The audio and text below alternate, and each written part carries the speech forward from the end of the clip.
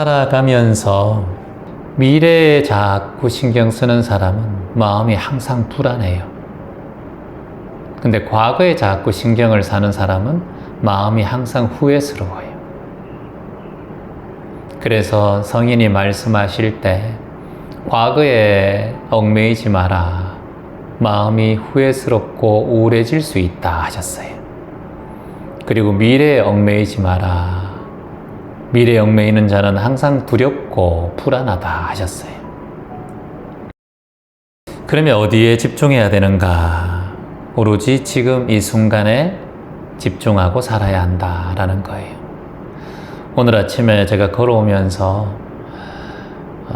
명상센터와 집이 한 15분 정도, 20분 정도 걸으면 돼요. 그러면 걸어오면서 이런 생각이 들었어요. 오늘 수업을 듣는 분들이 오고 감에 있어서 안전하고 평온한 하루가 되시기를 이렇게 기도하면서 걸어왔어요. 여러분께서는 기도하는 게 이렇게 기도해서 눈을 감고 하는 게 다 기도라고 생각하지만 저는 그렇게 생각하지 않아요. 한 발걸음 한 발걸음 걸으면서 내 두 다리가 있었음에 감사한 기도를 하고 코로 숨을 쭉 쉬면서 내가 숨을 쉴 수 있음에 감사한 기도를 하고 하늘을 바라보면서 하늘을 바라볼 수 있는, 구름을 바라볼 수 있는 눈에 있어서 감사한 기도를 하고 코로 깊게 숨을 들이마시면서 바람의 향기, 나무의 향기를 느낄 수 있는 저희 후각에 감사합니다. 그리고 이 순간 내가 살아있으므로 누군가를 위해서 기도할 수 있다라는 이것에 감사한 또 기도를 해요. 이 기도라는 것은 오로지 현존하는 자에게만 실체적으로 다가옵니다. 미래에 머물러 있는 사람, 과거에 머물러 있는 사람은 후회와 불안이 있기 때문에 기도가 잘 안 돼요. 기도를 한다 하더라도 뭐 들어주세요. 뭐 바랍니다. 이렇게 자꾸 하나님과 부처님에게 요청하는 기도를 해요. 이걸 기복적 기도라고 합니다. 여러분이 신이라면, 여러분이 하나님이라면 수천, 수억 명이 자꾸 나에게 바란다면 그거 일일이 다 들어주고 바라는 거 다 헤쳐나갈 수 있게 해주시겠습니까?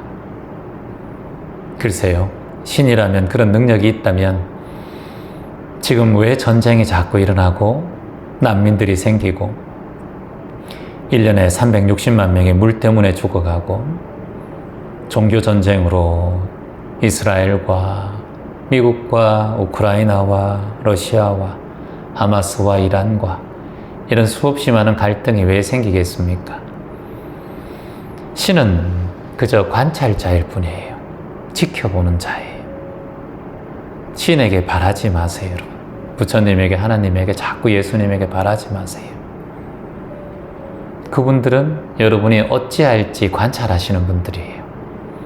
여러분의 삶은 다만 원인과 결과로 이루어집니다.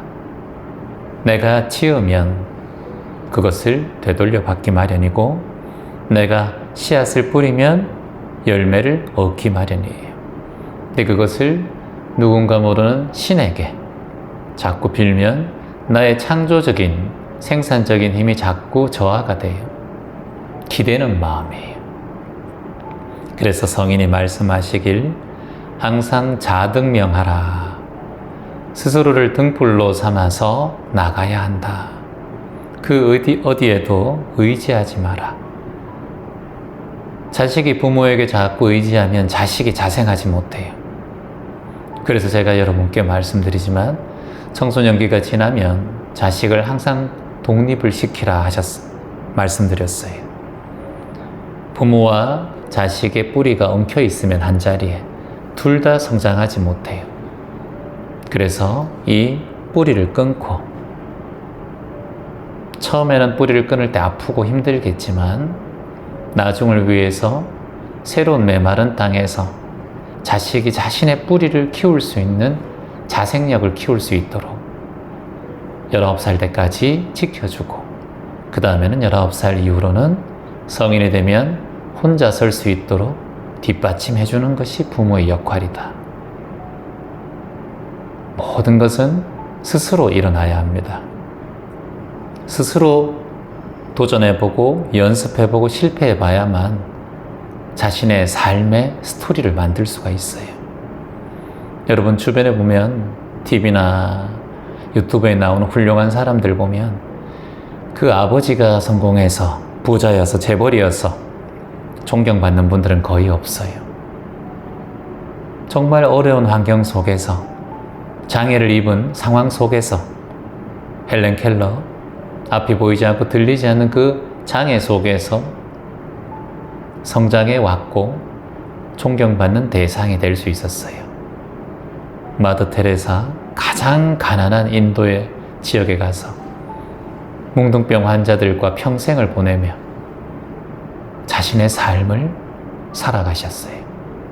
이태석 신부, 수단에 전쟁이 일어나는 그 험한 곳에서 한센병 환자를 치료하고 아이들에게 교육을 가르쳤었어요. 이렇듯 훌륭하고 존경받는 분들은 가장 극한 상황에 고난을 받는 상황을 헤쳐나가고 그 역사를 새롭게 만들어 가신 분이에요. 우리가 그렇게 할 수는 없겠지만 우리의 삶 속에 우리는 어쩌면 너무 평탄하고 안전한 삶을 바랬을 수도 있다라는 거예요. 우리가 그렇게 목숨을 걸고 그런 분들처럼 할 수는 없겠지만 우리는 이 삶에서 너무나 안전하고 안락한 삶만 바라고 원했던 건 아닌가. 그러니까 나의 오히려 살아가는 자생력이 조금 뿌리를 내리지 못했지 않았을까. 내가 약하다는 생각과 나 스스로가 부족하고 올바르지 않다라는 생각을 통해서 나 스스로를 더 폄하했지 않을까. 그걸 우리는 한번 되돌아봐야 한다는 겁니다. 그러려면 매 순간마다 지금 이 순간의 나를 먼저 인정하고 이해하고 사랑하는 마음이 있어야 돼요. 미래에 대한 기대와 미래에 대한 걱정으로 사는 게 아니라 오늘 하루가 나를 존중하고 아끼고 사랑해야 내일도 나를 사랑하는 마음이 생겨요. 나중에 내가 연봉이 얼마 되면 행복해지겠지. 내 자식만 이렇게 되면 행복해지겠지. 나의 직장이 이렇게 안정되면 행복해지겠지.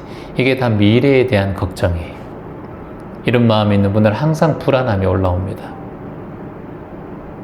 그러면 어떻게 해야 되는가? 미래의 불안을 없애는 가장 좋은 방법은 지금 이 순간에 만족하고 감사한 마음을 내는 거예요. 그래야 미래인 내일이 감사하고 만족해져요. 그런데 내일 만족하고 싶고 내일 내가 원하는 일을 이루고 싶다라는 건 지금 내가 이루지 못했던 마음에 부족함이 있기 때문에 내가 그것을 이뤘다 하더라도 1년 뒤에 2년 뒤에 이뤘다 하더라도 또 다른 욕심과 만족하지 못한 불만족의 마음이 있기 때문에 내가 바로 서지 못하고 또 다른 미래에 대해서 또 1년 뒤를 걱정하게 돼요. 이게 딜레마예요. 우리의 삶의 딜레마. 삶은 세 가지로 여러분들이 항상 에너지로 만들어져요. 말씀드렸듯이 생각과 느낌과 감정이라는 에너지로 여러분은 굴러갑니다. 그리고 인생은 항상 생각과 감정과 느낌의 수레바퀴를 따라가는 거예요. 여러분도 오늘 이곳에 올 이유는 오늘 내가 재원쌤 수업을 한번 들으러 가야지 이 생각을 했기 때문에 오신 거예요. 근데 예를 들어서 이 생각을 했는데 오늘 아침 딱 일어나니까 가기 싫어. 그런 감정이 올라오던가 가고 싶어. 아니면 그냥 가야 돼.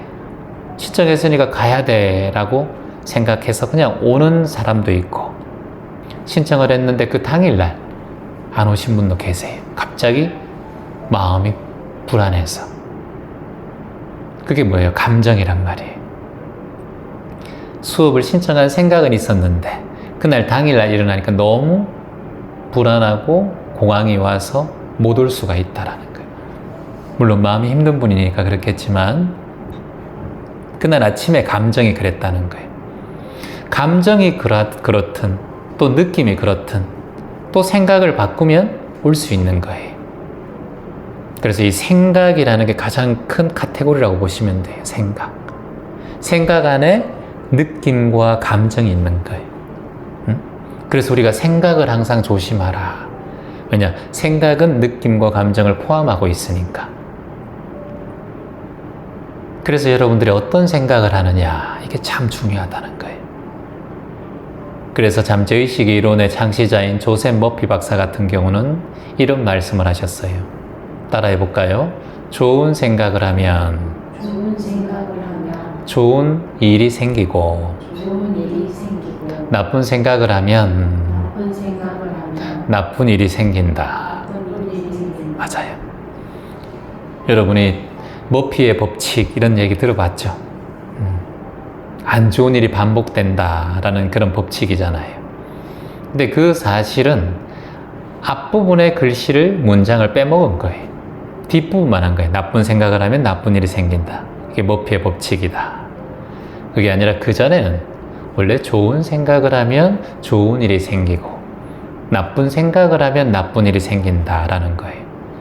좋은 생각이라는 것은 콩을 심으면 좋은 생각, 좋은 일이 생긴다는 콩이 열리고 또 나쁜 생각, 팥을 심으면 예를 들어서 팥이 열린다는 거예요.